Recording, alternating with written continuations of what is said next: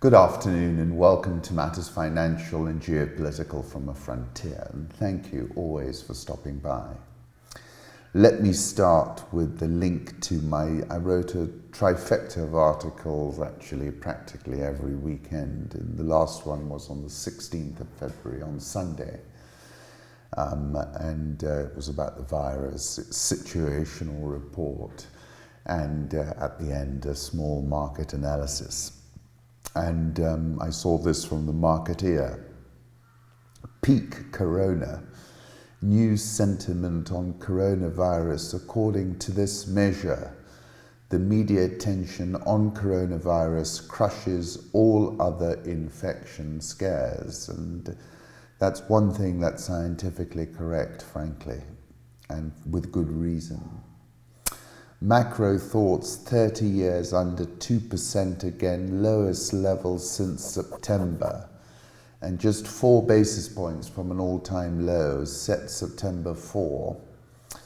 3-month 10-year yield curve is inverted again. Probability of a Fed cut by July is 71%. That's Bianco Research.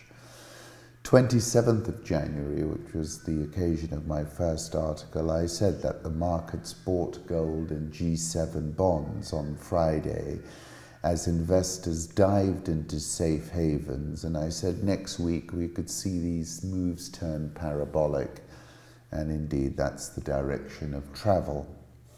Global stocks fell after Apple warned on coronavirus impact. Warning from world's most valuable companies sobered investors' mood. Kitchen sink charge of $7.3 billion at HSBC adds to the gloom. Offshore renminbi weakened beyond 7, and we're at above 7 at the moment. And bonds rose with the US 10-year yield dropping to 1.55%. Gold is currently at 1586.25 and could go a lot higher, frankly. Bitcoin just below 9,800. China's flight capacity has shrunk so much in the midst of the coronavirus outbreak that its aviation market is now smaller than Portugal's. 1.7 million seats, almost 80% of capacity, has been dropped from China Services' Tracy Alloway.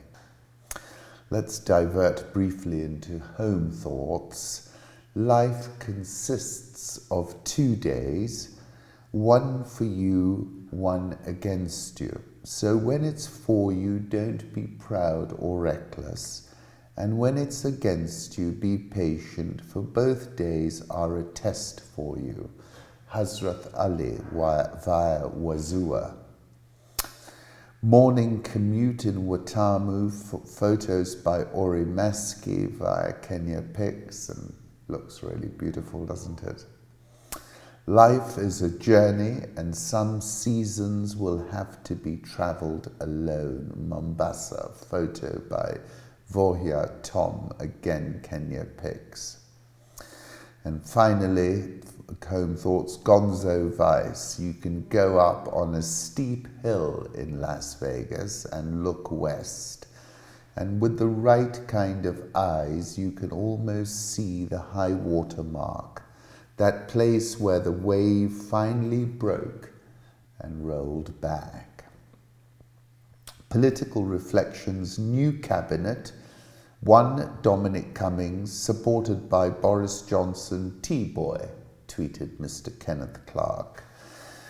Dominic Cummings has faced a lot of criticism, but what I've read of his has been really quite mind-boggling. And I wrote an article at the end of last year when I said predicting the future is now in fact more complex than the computer simulations which revealed how galaxies grew over eons. And that Dominic Cummings captured this best in a blog captioned "The Hollow Men."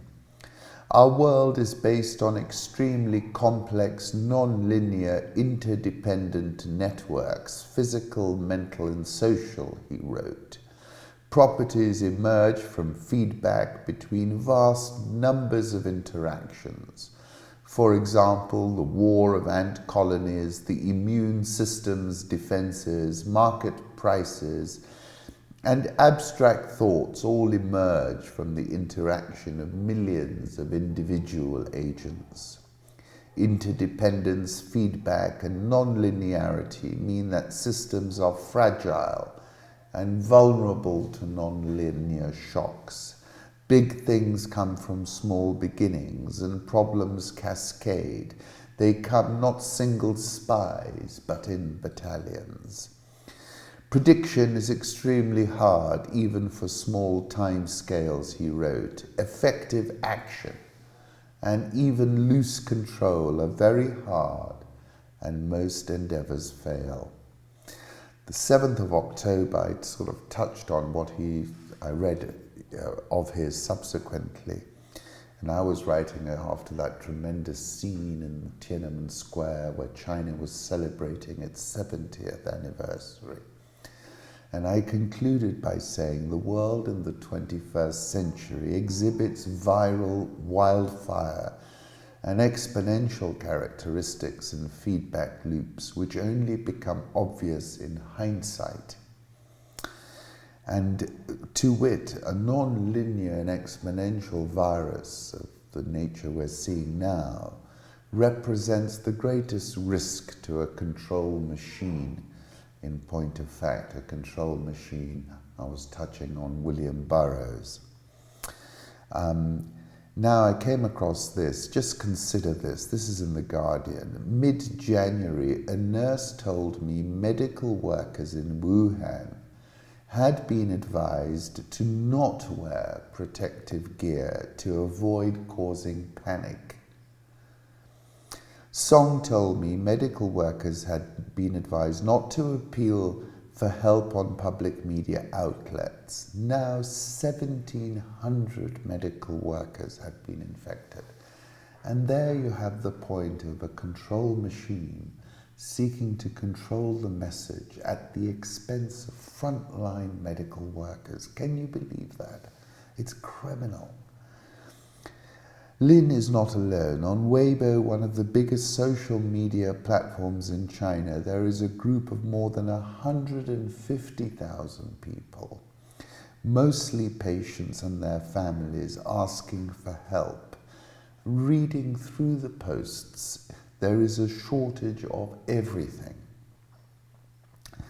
And Dr. Tedros keeps banging on about an infodemic, and this is the real infodemic. 1,700 frontline medical doctors put at risk so as not to cause panic.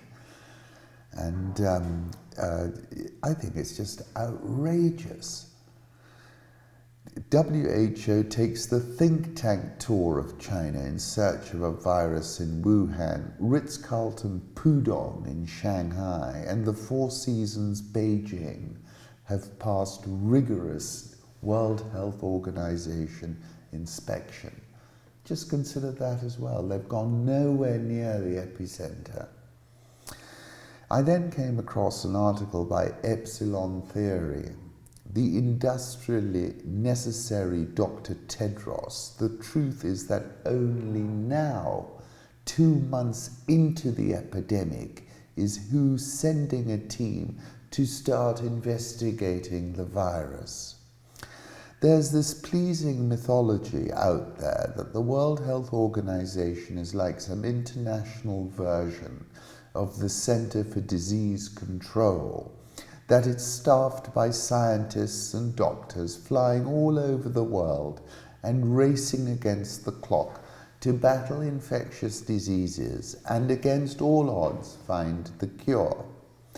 I mean, that's an actual subplot of Contagion, where an intrepid WHO scientist tracks down the disease origin in Hong Kong, goes to the remote Chinese village where all of the children are sick, the children, is taken prisoner and works heroically, if ultimately unsuccessfully, to get vaccines to the children.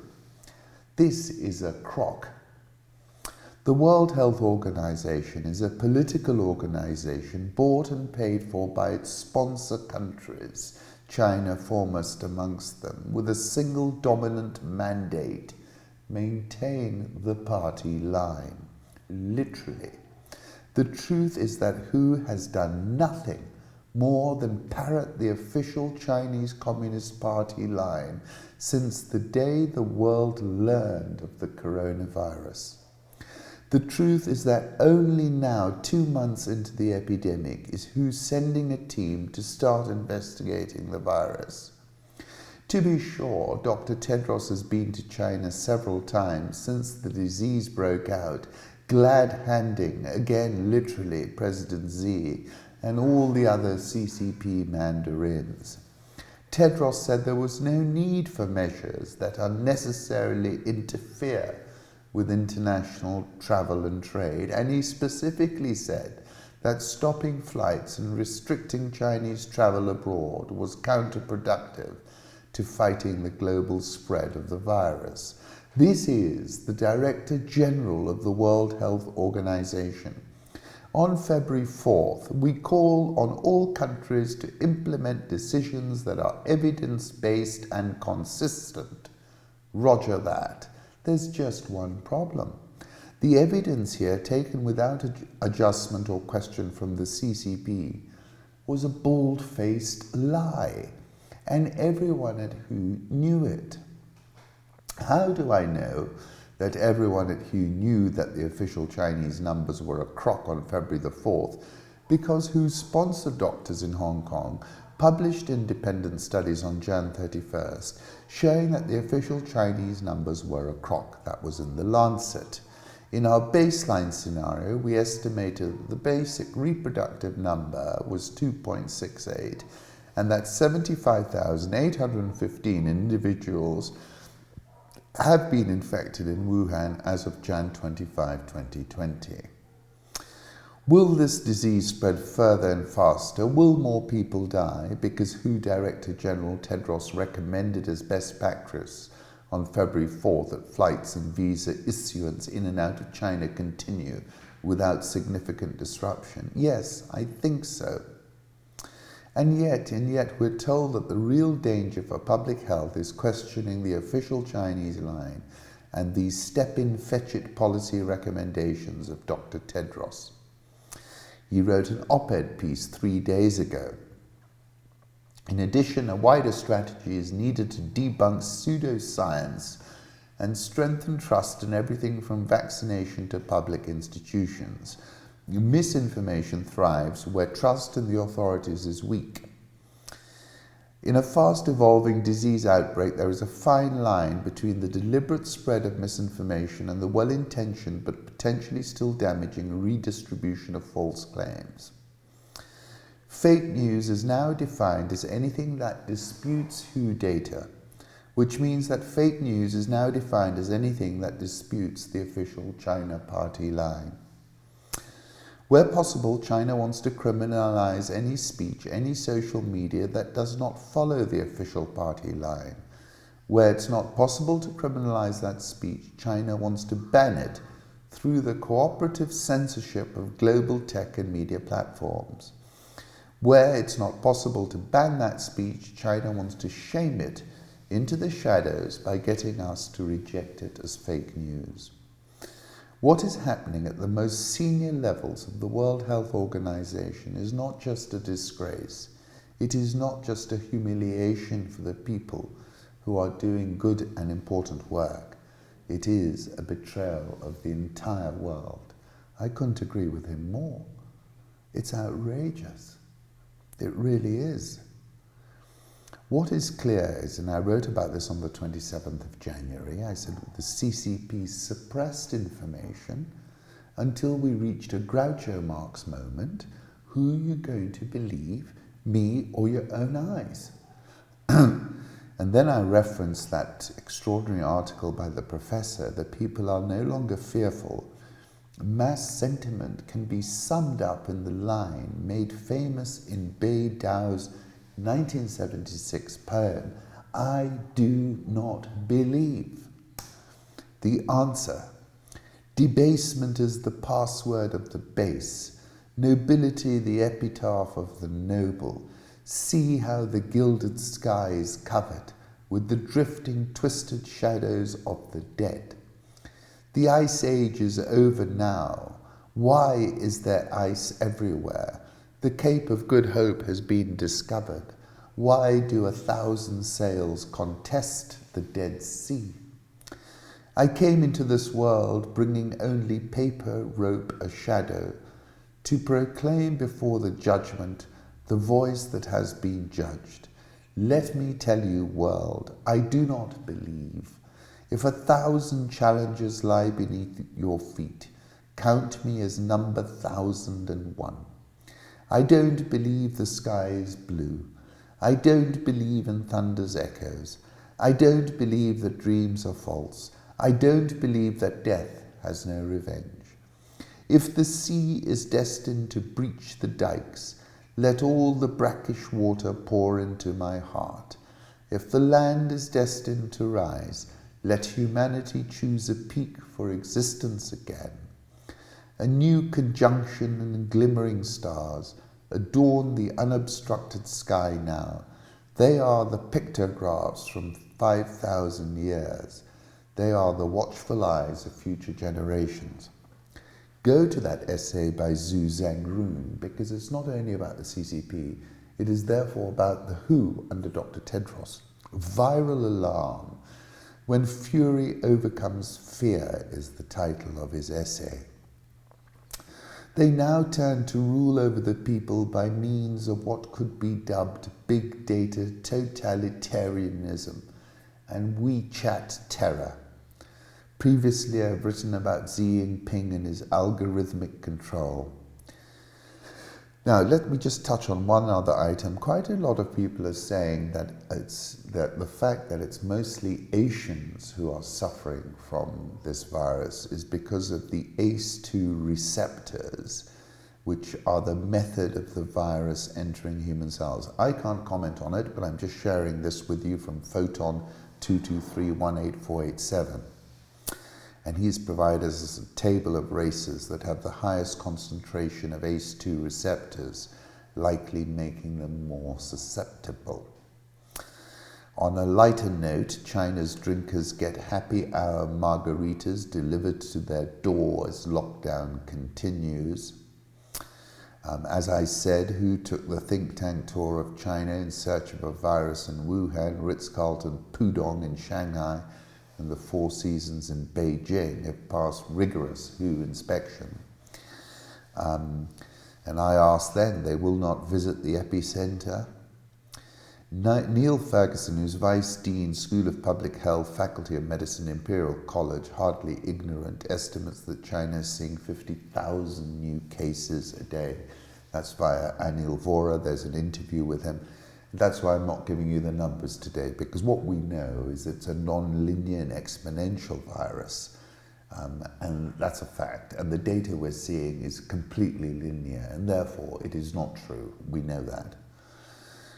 And to wit, Wang Yanyi, director of the Wuhan Institute of Virology, issued a notice to researchers on January 2 forbidding anyone to release information of the coronavirus.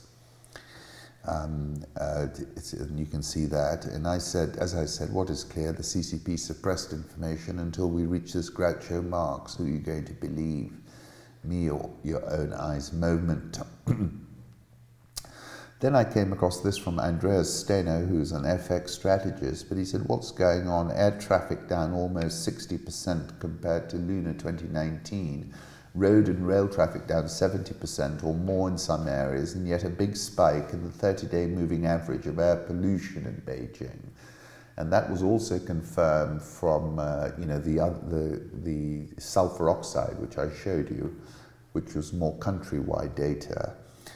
And that took me back to that article for which I'm not vouching, and a lot of it seems magic realism, but some of it sounded to me very accurate. And in that article he says there was an enormous furnace with great fires roaring within. This is the Reddit article. He also said in that article that people just started to melt. And if you look at some of the footage coming out, Coronavirus not only damages the lungs, but also damages the circulatory system outside the lungs, the heart, liver, kidneys, and blood.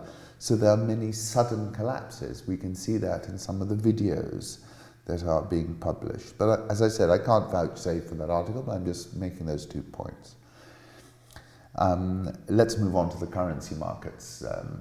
Euro dollar 108.33, dollar index 99.192, Japanese yen 109.76, remaining firm notwithstanding some dreadful economic data.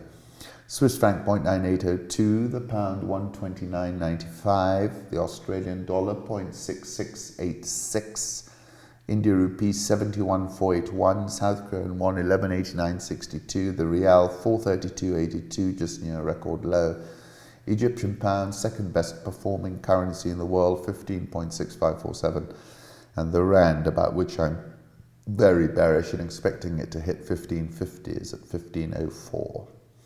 This is a dollar index chart from FX Pip Titan. We're clearly headed higher. This is a euro dollar chart from Trading Pabst. And I think parity is calling once more. Gold, 1587 now, and clearly set to surge. Crude oil, which had a little bit of a boost, and sometimes I imagine the Crown Prince of Saudi Arabia buys a whole lot of futures for a laugh, is currently at 51.85, but obviously headed lower. Emerging markets, this is an interview, CNBC Jew with Dan Murphy talking about Dubai World's full takeover of DP World. The stock is down since 2018. And essentially, I've commented and said it's a strategic asset bought back at a fantastic discount and a bit of a no-brainer from their point of view. And analysts are not really buying into DP World's stated reasons for going private at what seems to be a low valuation. The company's explanation basically amounts to, well, Rothschild says it's fair value, so it's fair value. Look at this video. The Crown Prince of Dubai, Hamdan Mohammed, just posted this video, a major milestone in the quest to achieve 100% autonomous flight. That's via Yasha. Moving on to sub-Saharan Africa, home to one of Africa's busiest international airline hubs. Ethiopia is bolstering preparedness for the coronavirus. The horses bolted weeks ago, let me tell you. Ethiopia stepping up readiness for coronavirus disease outbreak. Home to one of Africa's busiest international airline hubs, Ethiopia is bolstering preparedness to contain a potential outbreak of coronavirus disease, now known as COVID-19. Since January, there have been numerous alerts for coronavirus disease reported in Ethiopia, but after investigation, including the testing of suspect cases, no case has been confirmed in the country. More than 1,800 passengers with travel history to China have been screened. And bear in mind that a lot of passengers are asymptomatic. 1,800. And I'll come down to how many have been going through that airport every day. WHO has shipped reagent kits for coronavirus diagnosis to more than 20 countries in Africa to step up diagnosis of the virus, and is working closely with countries to help them prepare for the rapid detection and response to cases or clusters. 3rd of February, I said Ebola is the epicenter of China-Africa connectedness. Zero Hedge in an article said this could mean super spreaders during incubation period undetected by temperature readings or showing no symptoms likely invaded Africa from China via Ethiopia's main airport.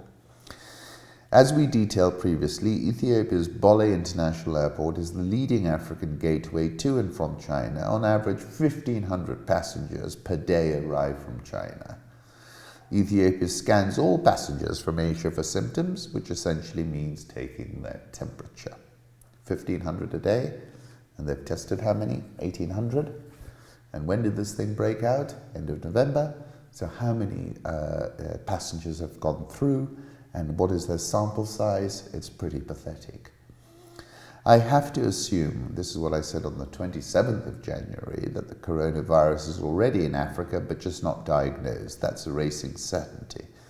And why do I say that? Because viruses have escape velocity and exhibit nonlinear and exponential characteristics. Moving on, big men of Africa, another gem from our vault. Uganda's Idi Amin alights from his car during an Organization of African Unity Heads of State meeting in Libreville, Gabon in 1977. That's from Salim Amin of Camera Pics. What a great photograph. Madagascar President Rajoelina declares a state of emergency, appeals for international assistance as extreme flooding kills 32 Malagasy and military troops assist with the rescue operations.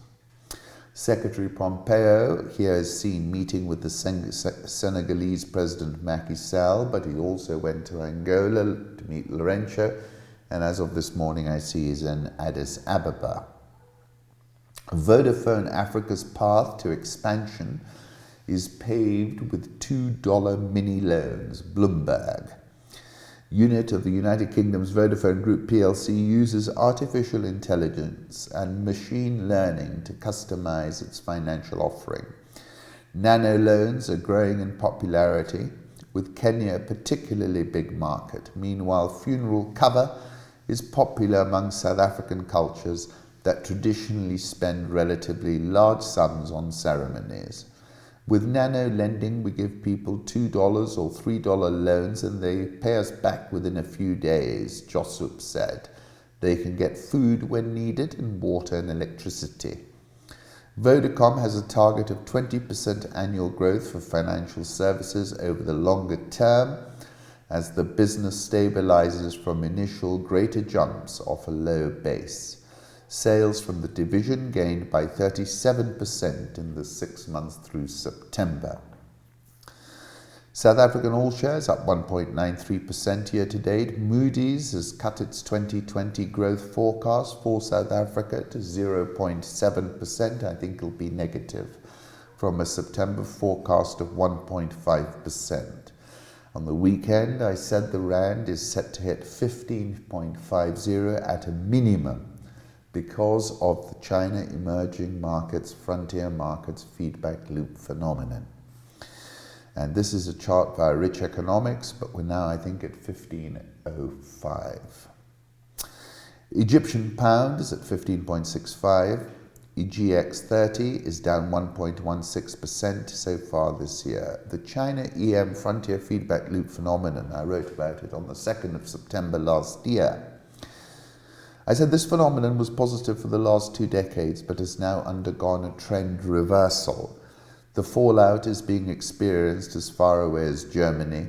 I said the Rand is the purest proxy for this phenomenon. African countries, heavily dependent on China being the main taker, are also at the bleeding edge of this phenomenon. This pressure point will not ease soon, but will continue to intensify.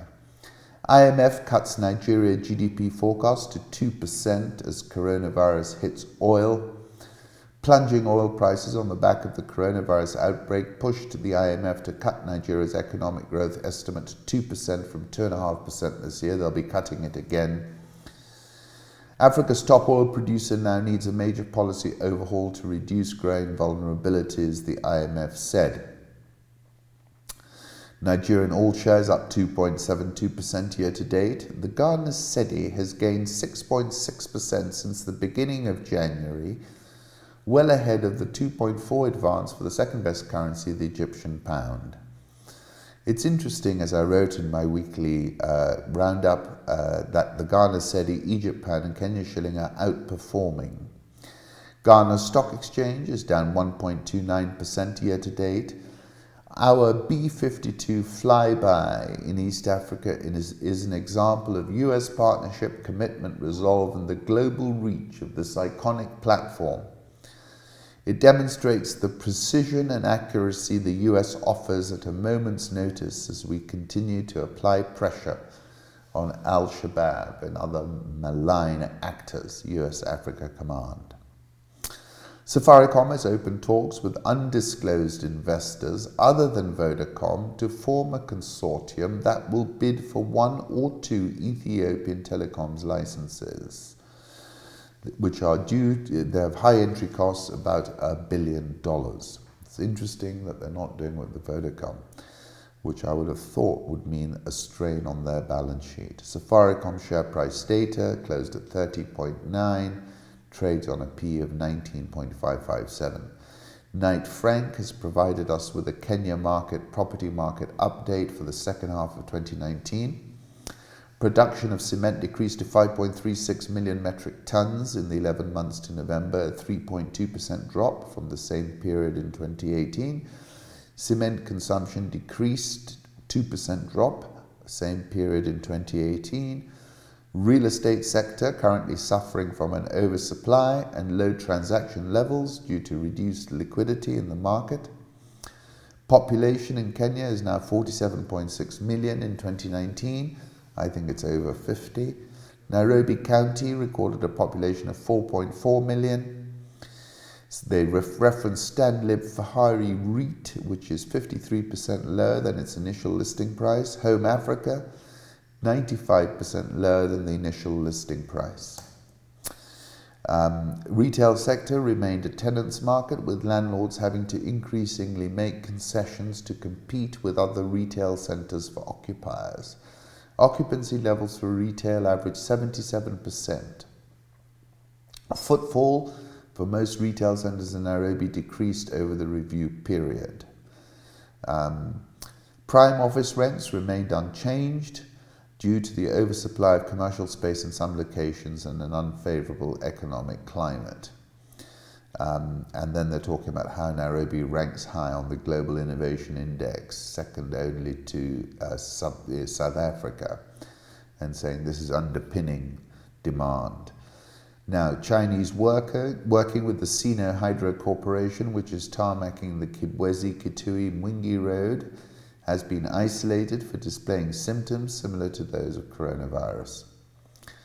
Bill Gates, this disease, if it's in Africa, it's more dramatic than if it's in China, even though I'm trying not to minimize what's going on in China in any way. Nairobi All Share is down 2.58% year to date, and the NSE20 is down 3.89% year to date. Thank you for stopping by.